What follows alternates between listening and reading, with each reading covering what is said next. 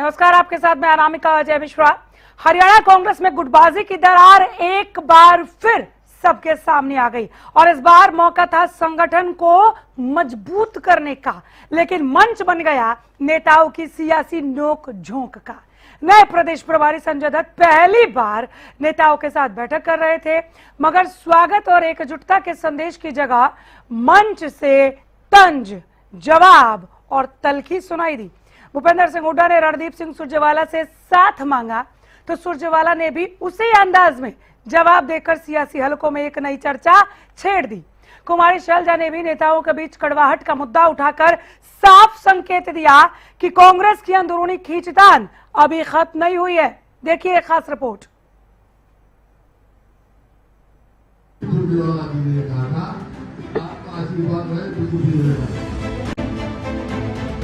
हरियाणा कांग्रेस, जहां एक बार फिर गुटबाजी की तस्वीर खुलकर सामने आई।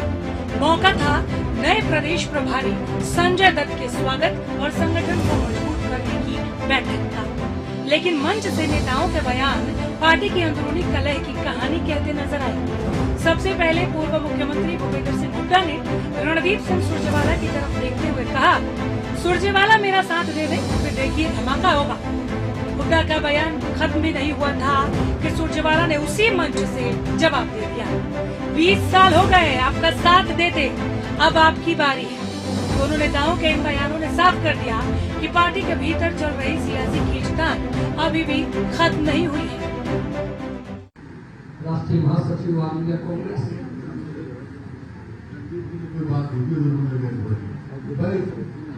रणदीप सुरजेवाला जी ने कहा था कि आपका आशीर्वाद रहे तो कुछ भी मिलेगा।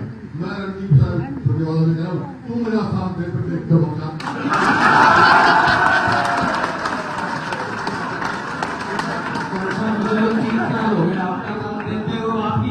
अब आपकी बारी आ गई है। हालांकि बयान के बाद भूपेंद्र सिंह हुड्डा ने सफाई देते हुए कहा कि ये सब मजाक में कहा गया था और कांग्रेस पूरी तरह से एकजुट है। वो तो एकजुटता तो अपना बिखराव तो आप बीजेपी में देख रहे हैं, मंत्री जाते हैं, मुख्यमंत्री जाते हैं, आगे एमएलए नहीं जाते। हमारे यहाँ कोई ऐसी बात नहीं है। आपका कल मीटिंग का एक वीडियो वायरल हो रहा है सर, वो रणदीप सुरजेवाला से मजाकिया अंदाज में आप लोग बात कर रहे हैं कि साथ दे दो, वो कह रहे हैं जी अब आप साथ दे दो, वो एक वीडियो अंदर का वायरल हो रहा है सर। नहीं, वो तो कह रहे मजाक की बातें, वो तो अजीज है हमारा। हुड्डा ने कहा कि रणदीप सिंह सुरजेवाला उनके अजीज हैं, दोनों के बीच किसी तरह का मतभेद नहीं। उन्होंने दावा किया कि गुटबाजी अगर कहीं है तो बीजेपी में है, कांग्रेस में। वहीं प्रदेश कांग्रेस अध्यक्ष राव नरेंद्र सिंह ने भी किसी भी तरह की खींचतान से इनकार किया। उन्होंने कहा कि हरियाणा कांग्रेस पूरी तरह से एकजुट है और कुमारी शैलजा के बयान का गलत अर्थ नहीं निकाला जाना चाहिए। आमतौर पे हम लोग जब बात करते हैं तो कोई ना कोई बातें अपने मन की बात किसी न किसी रूप में कहते हो। जनरल बात कर रहे थे क्योंकि बहन शैलजा जी बड़ी सीनियर लीडर है, उत्तराखंड की प्रभारी भी है और एक लंबा अनुभव है उनके पास में, बतौर केंद्र में मंत्री के रूप में काम करने का, प्रदेश अध्यक्ष के रूप में भी काम किया। तो ये उन्होंने अपने मन में बात कही भी कई बार, और ये कोई राजनीति पे लागू नहीं होती नेताओं पे, ये वैसे भी होती है। परिवार के अंदर भी कोई हो जाए तो कई बार एक दूसरे से बात नहीं करते, नाराजगी होती है, इस टाइप का उनका भाव होगा। बाकी हरियाणा में इस समय बहुत बढ़िया माहौल है, सभी कांग्रेसी साथी एकजुट है, पार्टी हाईकमान के फैसले का सम्मान कर रहे हैं। लेकिन नेताओं के सफाई के बावजूद मंच पर जो तस्वीर दिखाई दी उसने कई सवाल खड़े कर दिए। वरिष्ठ नेता कुमारी शैलजा ने भी नए प्रभारी के सामने नेताओं के बीच मौजूद कड़वाहट का जिक्र करते हुए साफ कहा कि संगठन को मजबूत करना है तो पहले आपसी विश्वास और एकजुटता बढ़ानी होगी। यानी जिस मंच से कांग्रेस को एकजुटता का संदेश देना था, वहीं नेताओं की पुरानी जंग ने पार्टी की अंदरूनी दरारों को फिर से उजागर कर दिया। अब सबसे बड़ा सवाल यही है कि क्या नए प्रदेश प्रभारी संजय दत्त हरियाणा कांग्रेस के इन धड़ों के बीच की दूरी को खत्म कर पाएंगे या फिर यही गुटबाजी आने वाले चुनावों में कांग्रेस की सबसे बड़ी चुनौती बनकर सामने आएगी। Bureau report, Haryana news. प्रदेश कांग्रेस के भीतर क्या महाभारत है, महाभारत में इसे ही समझने की हम कोशिश करेंगे। सबसे पहला सवाल मैं कांग्रेस प्रवक्ता से लेना चाह रही थी, लेकिन फिलहाल जुड़े नहीं है, हम कोशिश में हैं कि वो जुड़े। दो खास मेहमान हमारे साथ जुड़ गए हैं। प्रोफेसर सुभाष सप्रा स्टूडियो में मौजूद हैं, आप बीजेपी प्रवक्ता हैं, बहुत स्वागत है सर। अर्जुन सुडैल साहब, आप इनेलो प्रवक्ता, आप भी जुड़े हुए हैं, बहुत स्वागत है आपका भी। दोनों को नमस्कार। सप्रा साहब, आपसे शुरू कर लेते हैं। प्रदेश कांग्रेस की बैठक में क्या हुआ, वाकिफ है आप उससे, रिपोर्ट भी देख रहे थे। हुड्डा साहब और सुरजेवाला के बीच जो तंज कसा गया, इसे बीजेपी किस तरह से देखती है? सभी को नमस्कार। अभी मैं आपके स्क्रीन पर भी देख रहा था और आज पेपरों में भी पढ़ा है मैंने, भाई यहाँ पे नई मीटिंग बुलाई है, जो नए प्रभारी आए हैं संजय दत्त। वैसे तो अभी 5-7 दिन पहले जब इनकी घोषणा हुई संजय दत्त, तो हमें ये लगा वो नायक सिद्ध होते हैं ये खलनायक। मैंने भी खलनायक देखी थी, संजय दत्त की पिक्चर बहुत हिट हुई थी। हिट होना बड़ा आसान होता है हरियाणा में। यहाँ पे बड़ी 5-4 दिन से बयानबाजी चल रही थी, अखबारों में आ रहा था संजय दत्त जी चंडीगढ़ में आएंगे, नेताओं से मिलेंगे, पदाधिकारियों से मिलेंगे। परंतु संजय दत्त जी ने कल बिल्कुल स्पष्ट रूप से देख लिया है, हरियाणा में जो कांग्रेस की जो खिचड़ी है वो कभी भी नहीं पूरी हो पक नहीं सकती, वो वैसे की वैसे रहनी है। अब पीछे आपने अशोक तंवर जी को सिर फोड़ा इन्होंने, मतलब आज मैं पेपर में भी पढ़ रहा था, इन्होंने सिर से सिर मिला रहे थे, चाहे भूपेंद्र हुड्डा जी या रणदीप सुरजेवाला जी या और जितने भी बड़े नेता बैठे हैं, उनके सिर से सिर मिलाने का मतलब है एकता बांध रहे थे।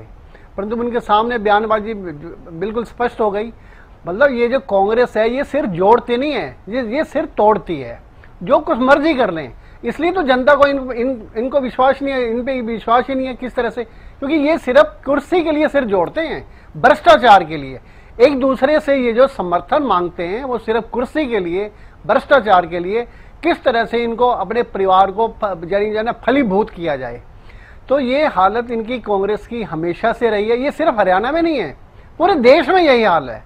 हरियाणा में अभी आपने राज्यसभा में चेहरा देख लिया, क्या बुरा हल किया इन्होंने आपस में, और आरोप लगाते रहे दूसरी पार्टियों पर। चलिए, कांग्रेस प्रवक्ता हमारे साथ जुड़ रहे हैं, आ जाऊंगी सप्रा साहब, दोबारा आ जाऊंगी। कांग्रेस प्रवक्ता हमारे साथ जुड़ गए हैं कृष्ण शर्मा, बहुत स्वागत है सर। कृष्ण जी नमस्कार जी। नमस्कार सर। नए प्रदेश प्रभारी की मौजूदगी में भूपेंद्र हुड्डा और रणदीप सुरजेवाला के बीच तंज के स्वर क्यों सुनाई दिए सर? क्या ये कांग्रेस की अंदरूनी खींचतान की ओर इशारा नहीं करता? अनामी कहा कि पहले तो आपको और आपके चैनल को और जो मेरे प्रवक्ता के राम राम नमस्कार है। राम राम, बोलिए।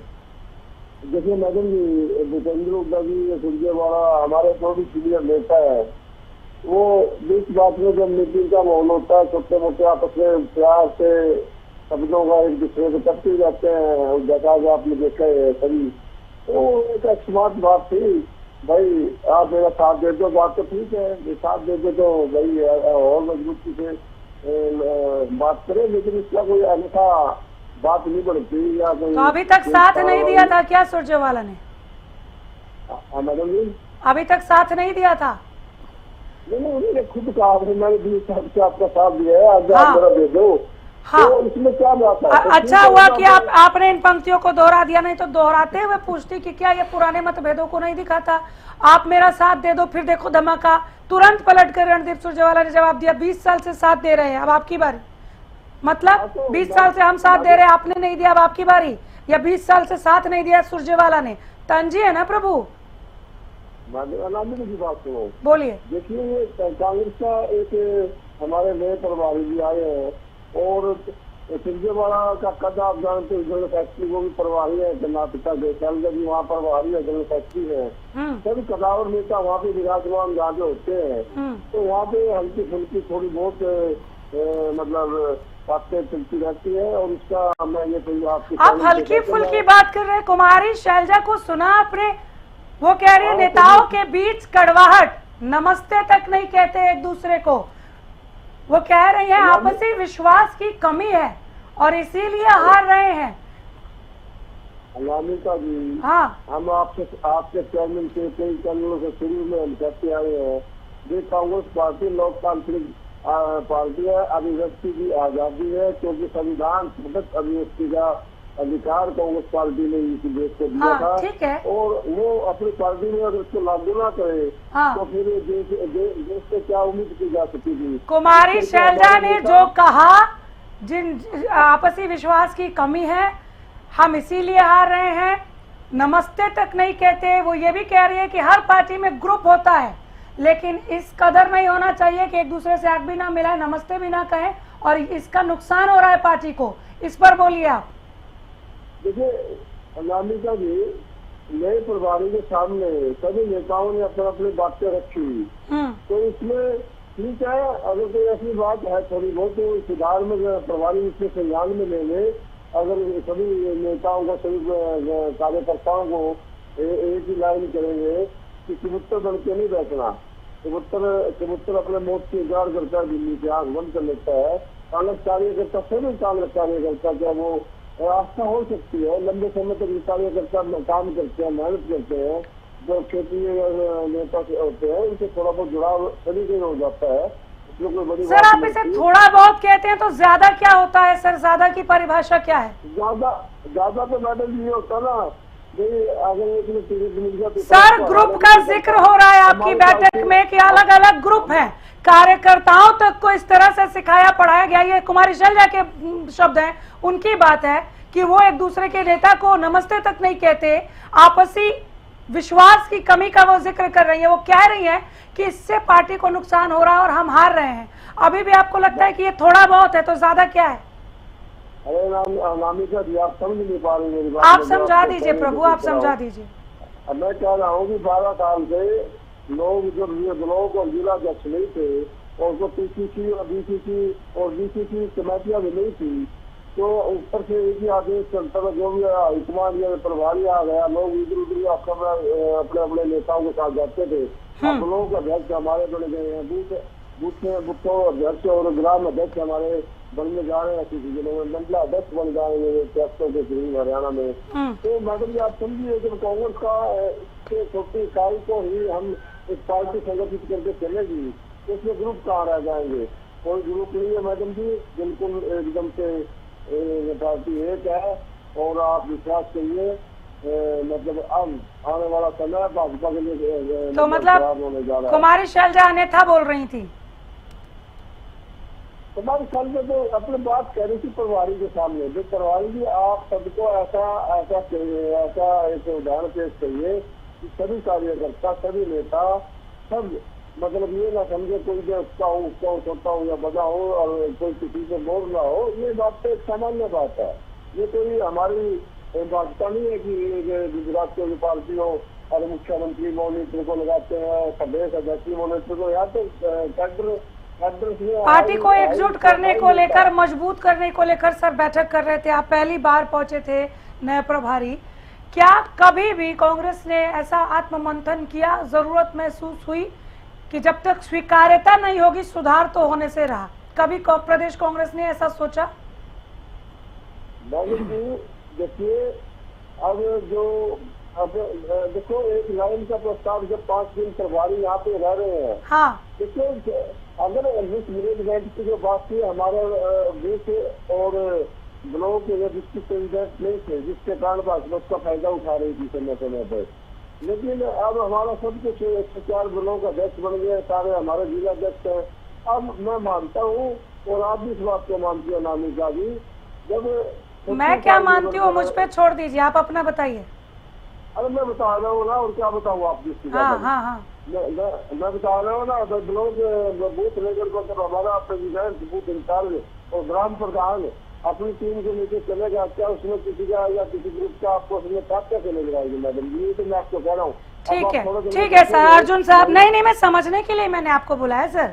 नहीं समझ रही हो तो समझाइए। आपको तो इतना सबसे ज्यादा आपको वक्त दिया। दोबारा फिर आऊंगी, एक बार जरा इनसे भी नमस्कार हो जाए।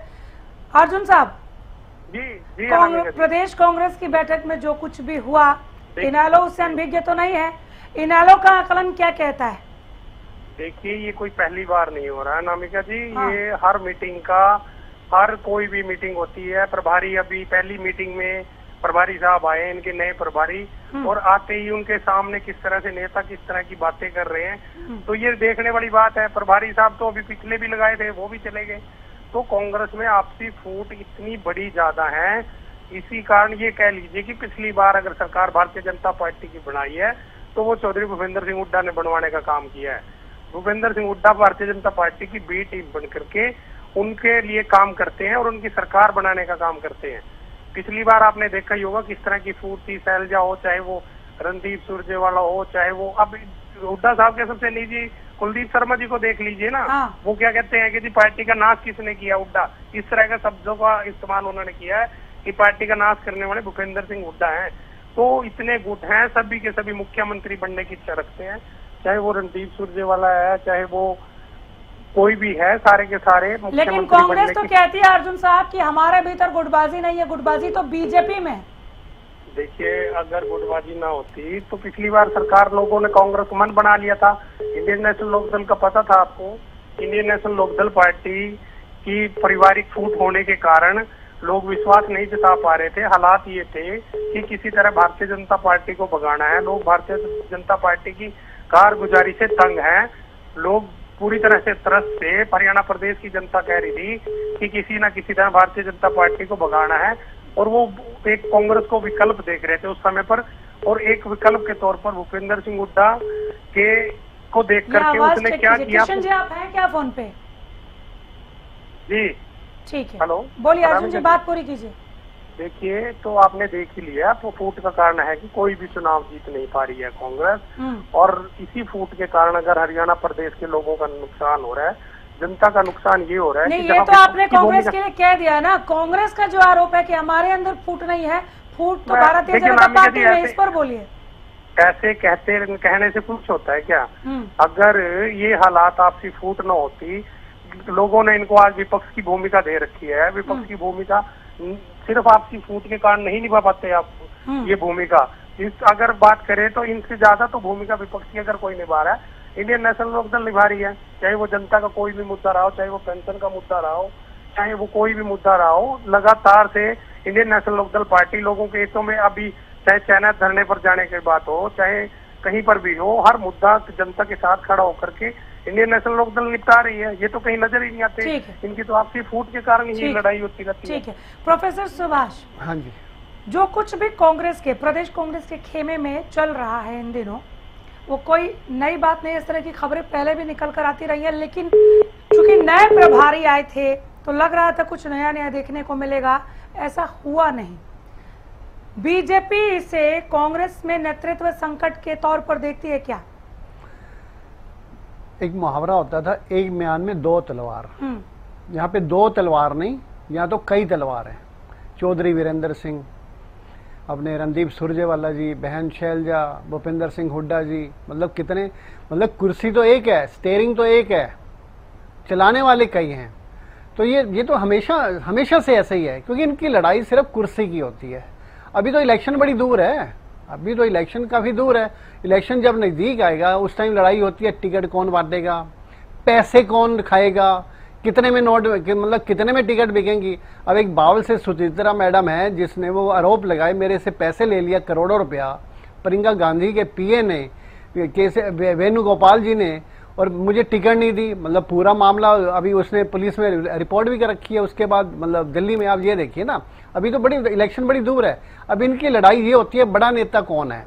अब एक दिन कोई प्रॉब्लम उठाते हैं रणबीर सुरजेवाला जी, अगले दिन दीपेंद्र हुड्डा जी या भूपेंद्र सिंह हुड्डा जी उसी मुद्दे पर बयानबाजी कर देते हैं। कभी वो नेता ना बन जाए, कभी वो मुद्दा ना भुना ले। इनके पास कोई मुद्दा नहीं होता बिल्कुल ही।